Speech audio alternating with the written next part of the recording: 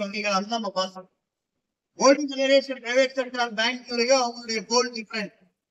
அவங்கதான் அவங்களுடைய community paste bank ஆரம்பித்து அந்த மக்களுக்கு அவர்கள் சேவை செய்ய வேண்டும் என்ற எண்ணத்தின் அடிப்படையில் ஆரம்பிக்கப்பட்ட வங்கிகள் எல்லாம் நிறைய இருக்குது.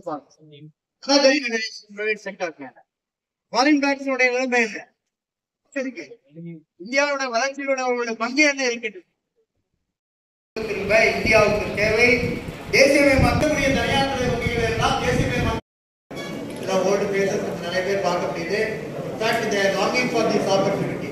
எப்போ மாநாடு நடக்கும் அந்த மாநாட்டில் நம்ம கலந்து கொள்வது காரணம், நான் இப்ப சமீபத்தில் சென்னையில ஓய்வு பெற்றவர்களுடைய மாநாடு அந்த மாநாட்டில் பேசும்போது கூட சொன்னோம். இப்ப எல்லா பேங்க்லயுமே பார்த்தோம்னா ரிட்டையர்ஸ் எம்ப்ளாயிஸுடைய ஸ்ட்ரென்த்தும் சர்விங் எம்ப்ளாயியுடைய ஸ்ட்ரென்த்தும் more or less equal or retirees employees strength more than the serving employees.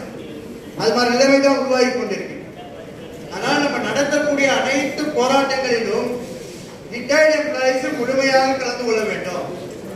ஏன்னா இப்ப பென்ஷன் வாங்கியிருக்காங்க. பென்ஷன் அப்டேஷன் பத்தி கூட சிஹெச் அவர்கள் பேசினார்.